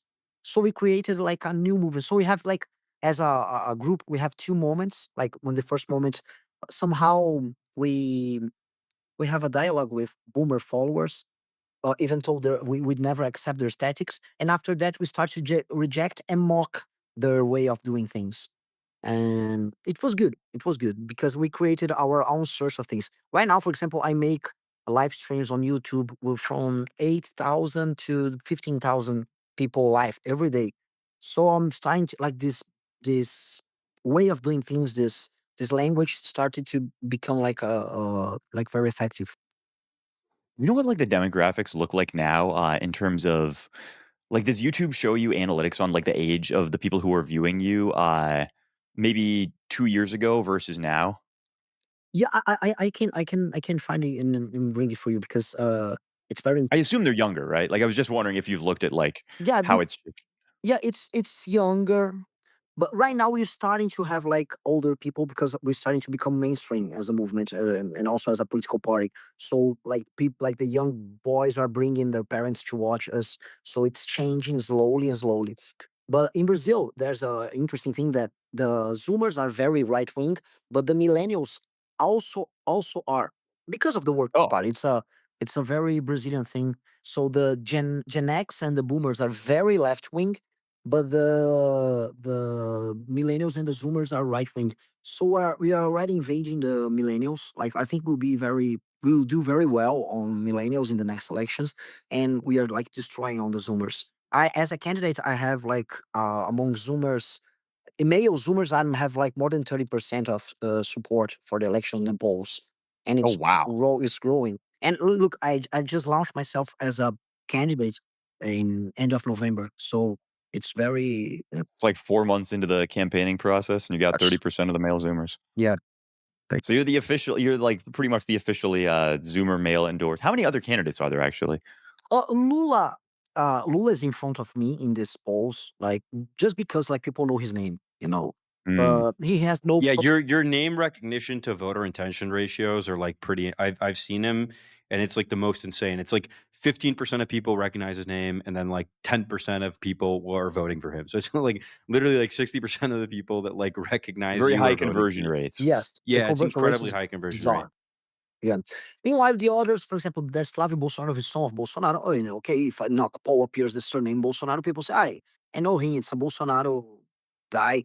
And Lula is like the most important political leader in Brazil for in the next like 40 years. So people, there's this recall. So Hmm. I'm like, and that's the thing, this thing, like Lula has only old supporters and we have young supporters. These young supporters, they're full of energy, and I think they will invade the elders. I don't see old people invading this market of young people. So I think we have like a lot of advantage in terms of campaign. And I was wondering, I was wondering how it looked like for you in terms of like which demographic is more legitimizing, I guess, because like the younger people are definitely more of an activist base, right? Like if you win young followers, then they're going to go out and they're going to scream in the streets. It's just like this is known. It's not going to be like your grandma doing this. Yes. But I was wondering if there's like a perception that like having the old people following someone or supporting someone, like it's like that the boomer mainstream media thing where like you need the old people to legitimize you, or if this just like doesn't matter at all. No, no, it matters. For example, in Brazil, I don't know if it's like that in Argentina, for example, but in Brazil, there's this tradition as you put yourself as a candidate, you must bring to the press who's the guy who's going to take care of the economics, and he must always be old guy, old trustful guy. And as I said in other interviews, I said I will not accept someone that's over 45 years old as my guy on the economy. Must be someone young, and we must make like we must cut with this bullshit because it's somehow a way to it's to accept some old fashioned structures in your own campaign. In our campaign must be exciting, so we're not gonna do it at all. And they all want to see. They are all calling me for it. Like, hey, no, where are the guy with the like the white hair and like Yeah, who's yeah, the gonna be guy the with the white hair. responsible guy? Meanwhile, you are like saying you're gonna Where's the kill the. Norwood 7 deploy the Norwood 7 Yeah, economist? yeah. So Yeah. I think the other thing that's very interesting in politics is politics used to be very defined by class. Like it used to be just low class people vote for the left, upper class and middle class votes for the right, and that was kind of it. Like you had some other consideration, but it was pretty much that. And I think now you have much more like women vote for this candidate and men vote for this candidate, or young people vote for this candidate and old people. And it seems like in the past, like since COVID, it seems like it's very clear that like the young men are always voting right and then the old women are always voting left. Like those are the two demographics that are just unwinnable if you're on the other side, right? Um it's a pretty interesting situation for sure. Like now, young kids are like voting super hard for the right, like super hard for yeah. the right. Um, Trump won the under like 24 vote by quite a bit actually, and that's probably just going to go up because it's trending in a direction. Um, Millet is winning the younger vote. I think Georgia Maloney was winning the younger vote. Like Farage is winning the younger vote in the UK. Renan polls much better among younger people. I think that's just like across the board true, where it's like backfiring. I think the thing where it's really weird is like yeah, it's like this the suffrage movement, like, was not this conscious, like, developed thing. You used to have, like it was like power structures voting, and it was like, "Okay, we're voting because if you don't let me vote, I'm gonna, like, fuck your shit up." And you get to a really weird point if it's, like, all, like, women over the age of 60 voting for one candidate and all, like, men under the age of 30 voting for the other. Like, it's a very weird situation because one of these groups are like all net taxpayers and the other group is like all net like negative to the tax base, and so it just becomes really really weird. um yeah. It answers the first question you made me. Why young What guys was the should first question again? Oh, one, why young guys should care about well, I think they should care. I think also you're ahead of the curve on like some of these topics that I think traditional politicians don't care about at all, which is like the gerontocracy. Yeah. Like the fact that every politician is like over 80. I think in the US it's been like age presidents were born was like 1947, 1950, 1952, 1947, 1948. It's like it's just all like the older boomers I who mean, the have last, just like, 20 remained in years have power. literally just been people so old that they're It's been the actively same exact developing generation. they're Yeah. literally developing dementia, like, in office, right? Like, Biden actually, Yeah, yeah, yeah. like, decayed, like, his brain decayed and fell out of his head, and he was reanimated by, like, some sort of, like, lizard puppet that they stuck in his spine, and then you have Trump, who, like, frankly, like, you know, great guy, but he is losing it a little bit, Can right? I ask Like, you guys a going question crazy. about it? Yeah. Yeah, of course. What's your opinion on how on why specifically boomers, not only old people, but boomers are so powerful? Why they are so overrepresented? I have my own theory. But I wanted you to know yours. I think before the Cold War, there was this very clear vision that like old people were expected to sacrifice things for young people, and then young people were expected to go to war for old people or and like care for the elderly. And then we replaced the caring for the elderly with the government, right? Like the state, the pension, social security, etc.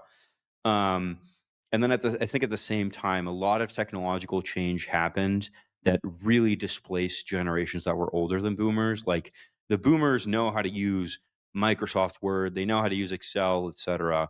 And I think for a very long time, we haven't really had so much change. Like before AI, like what was the big change? Oh, instead of email, you had like Slack. That's not a big, that's not like a earth shattering change where like they can't adapt to it. I think it's that. What do you think? Um, like you brought one thing that was very interesting. That uh, like old in the past, old people used to they get old, they give the assets for the youngsters. The youngsters go to wars. The boomers were the generation the symbol their symbol of resistance was fight against the Vietnam War. What made them like special in their generation was like how they decided not to represent their country on the battleground and how they refused to go to war. And the whole cultural movement that started in those times, not only especially it's like for sure America is the cultural powerhouse of the world, but also for example, give this example in Brazil, this struggle against the dictatorship that happened in the 60s. So the counterculture that started in the 60s, not only economical terms, now I'm talking about like in a cultural subject, because the boomers are still overrepresented in the culture. Every cultural movement needs to rely on boomers as aesthetics, especially from the 60s and the 70s, to feel like authentic.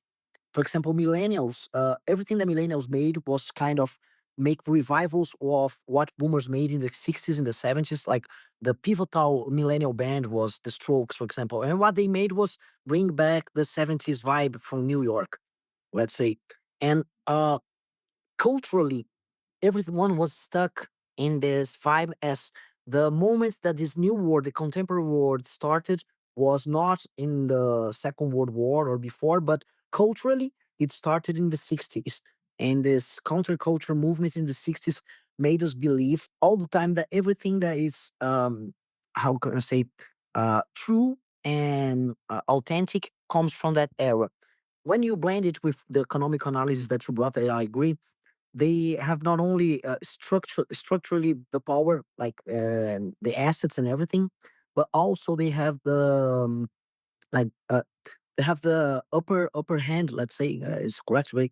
Like they have the cultural force over the other generations as the one who bear the truth, as the one who got in touch with the revelation. Let's say the revelation came in the 60s, in the words of Bob Dylan, in the words of John Lennon, in the words of Martin Luther King.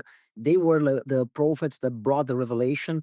And now there's still some people that belong to the revelation times, so they are culturally on a position where they say what's true.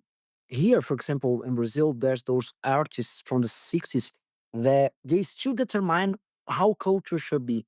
So all the movies here, especially in a patrimonialistic country like Brazil, all the movies, all the music has to resemble the 60s and 70s material to look like authentic and true. So it gives them lots of advantages in cultural terms. And when you put it together with the economical things, makes specifically boomers, because I don't think Gen X has this advantage. Boomers have like a big advantage when compared to all the other generations. How do people in Brazil feel about AI? I always feel like on the periphery, it's like a little different than people because like in I think in America, it's like very even if not everyone is in New York or San Francisco, their perspective is very shaped by people in New York or San Francisco. Whereas in Brazil, how do people feel about AI?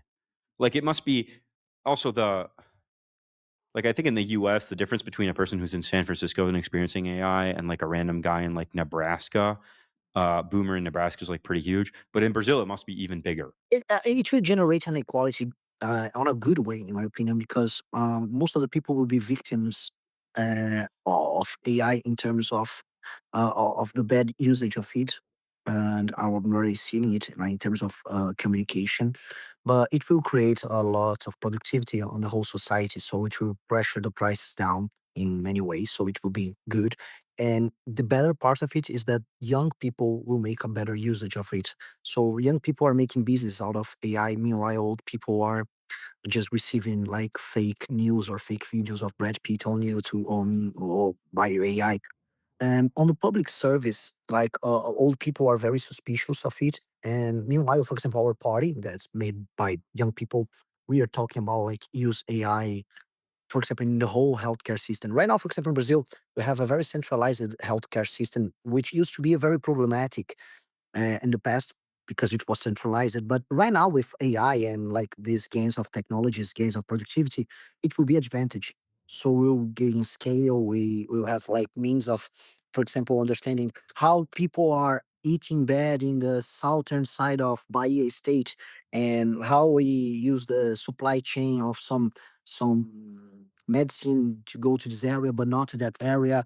How we can have like a profile of each Brazilian that is in this central healthcare universal system, and how we can avoid them to be fat and don't get diabetes, and maybe use your Ozempic with them. you know, AI, it will make, and all the machine learning technology will help us a lot. People are still suspicious, like old fashioned people are suspicious because they believe that, I don't know, Terminator will appear and explode everything, like the Skynet will appear.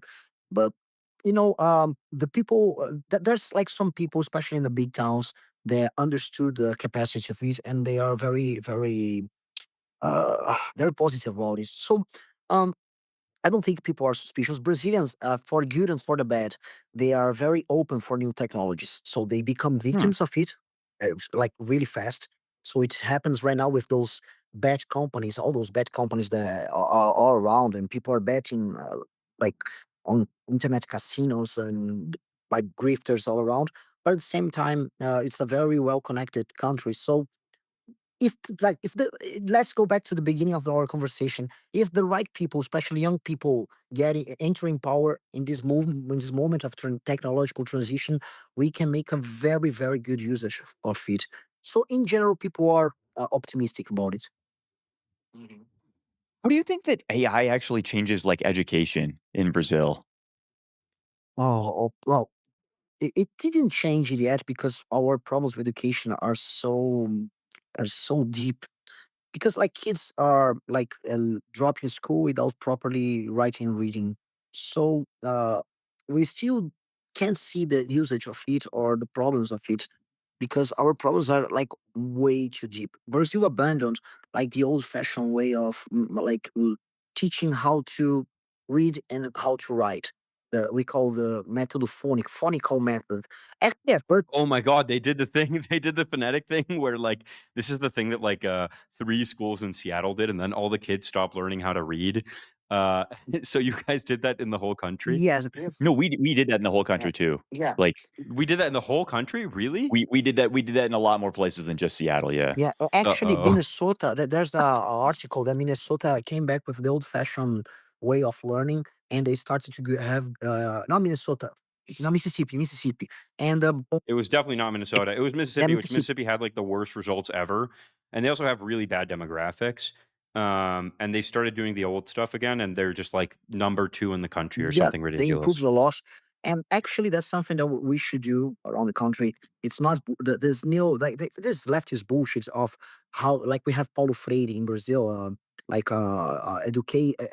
educational thinker who comes with lots of like, you should learn from your experience. So you should use the words and the phrases in a way that makes sense for you. So if you're a boy that lives in a favela, use favela slangs and everything will work properly. You don't need to use like a correct Portuguese to write and learn. So it's full of bullshit. And actually, people can't read properly. So we're having like a real big problem that boys and girls, especially from public schools, especially in the poor areas, they can't properly write and read. So like we have a deeper problem that it's easy to solve. We just need to go back to the basics and also give power to the not only for the professors but for the institution. No one respects the teachers and the directors in the schools anymore. Also, we have an experience in Brazil that in some areas we militarized the schools. So the military cops, we have this institution in Brazil where the cops are militaries as well. The military cops they took control of the some schools and actually in poor areas and actually they have very good grades and improved every the discipline of the kids everything. They start to have good grades, they start to walk on uniforms. If a boy appears like singing ghetto songs, the cop who's in charge will say no, you stop it. And people start to sing the anthem and they have better grades and their parents they start to say look, my kid's better, is behaving better. Actually it's a matter of authority and use of good experience. Actually in Finland as well, they're coming back with like writing with the pen and the paper. We know pencil and paper because it's better for the brain to write with using your hands, not only like by typing. So we had lots of experiences in Brazil in terms of education where some states they were giving like bad systems of education. Meanwhile, giving kids like tablets to use on schools. The school was a shithole. The food in the school was a crap. There's no authority for the professors, but at least kids has like tablets to use in the school. Didn't make any fucking sense. Um, uh, we should just go back to the basics and it will work. It Yeah. does seem like we kind of solved a lot of this stuff. Like, we had a similar thing in the US where we had like a couple schools decided that they were just going to force the kids to all put away their cell phones before they came into school. And, I honestly didn't think this was gonna work. Like, I thought that they were gonna, like, sneak their phones in or, like, I just thought that the system cannot possibly enforce this. Kids are too addicted to their phones. They'll, like, buy a second one or some goofy shit. But it just, like, totally worked. And after 2 weeks, like, literacy started going way up. They started, like, having hobbies again. They started, like, being less, like, weird, making eye contact with people, socializing normally. And it's like, "Oh, like, all of these are actually really easily fixable problems." And it doesn't even take, like, like it's not like this is like a 20-year process of Yeah, rebuilding. It's literally just like do the fucking thing now. Like flip the switch now and everything goes back really exactly. quickly. It's Yeah, so it's the fix obvious. everything button, right? Yes, yes. Yeah. It's just like putting Yeah. down the favelas in Brazil. It's like, we need to discuss and sociological. No, no, we just need to put down the favela and make a fucking building. Just it. And with order and no one making Yeah. graffiti there. No, graffiti is part of the culture. No, no, no. Building a tree, a school, a cop. Everything is fine. It's just easy. You just need to do it. This fucking discussion that you used to have to overthink everything. I think also it's a boomer thing because you look like you're an intellectual because you overthink about things, and it's just bullshit. You should just go Yeah, and it's do it. like you can't do the like you can't do the easy thing. It's like, Yeah, no, no, it needs to be it can't be that easy possibly. Yeah. So the other thing, and I want to get you on camera doing this before we let you go because we've had you for quite a while, and you can say some parting words as well.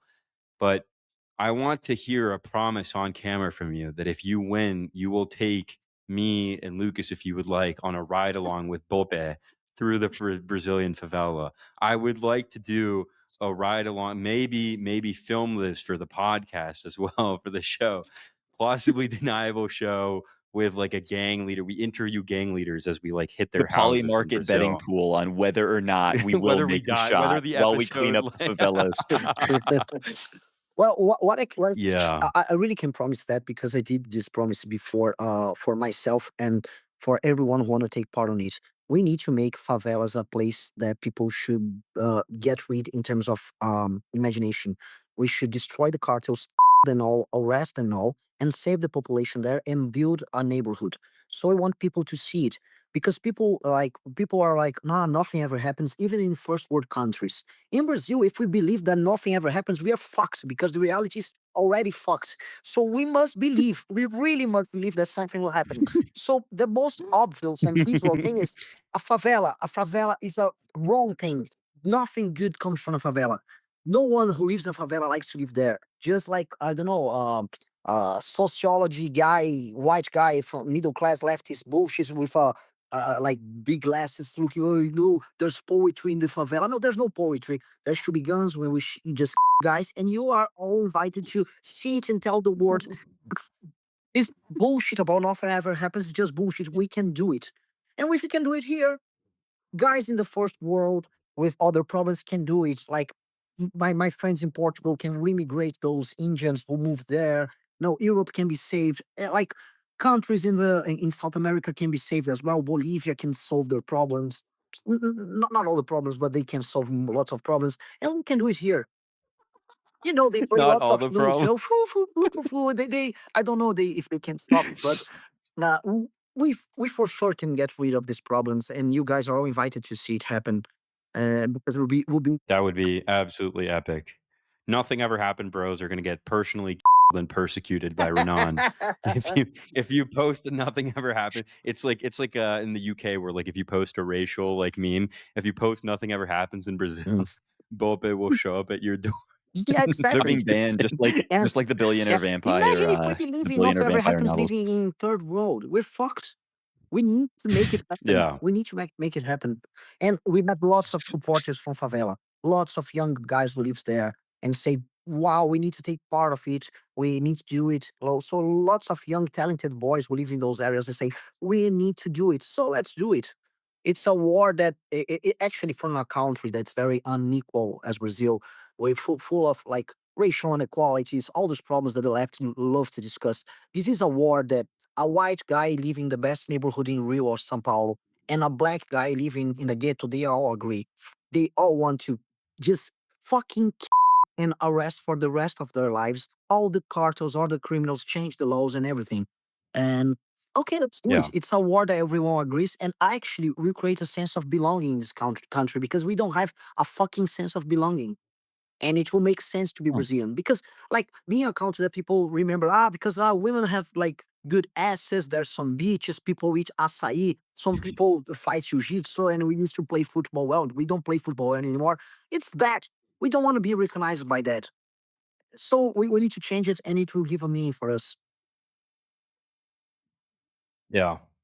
Yeah, I think that's true. It's like, Brazil feels I think, like, people in Brazil feel like they live in an economic zone a bit, no? Yeah. Like, less than, like, a country that has, like, a united like do you think Brazilians feel Brazilian, or do you think they feel like, "Oh, I'm a guy from the favela. Oh, I'm a guy from São Paulo. I'm a guy from here," you know? I think that's one of the things that's really important for a country to have is, like, a sense of, like, "Oh, I'm American. Oh, I'm Brazilian. Oh, I'm, like, Dutch," you know? And for that to be, like, a unifying national entity, I think is actually incredibly important. Actually, more and more people are starting because like we never had a proper identity. Our identity was created in the middle of the 20th century and centered toward mostly Rio de Janeiro. So the image we people have of Brazil is an image of Rio de Janeiro, and Brazil is not Rio de Janeiro, even though Rio de Janeiro had good things as well. But what happens now right now as we are starting to feel that the country is very split on a north and south split because people from the north vote for the left, they are more poor, and they rely on the money that comes from taxes collected in the south of Brazil.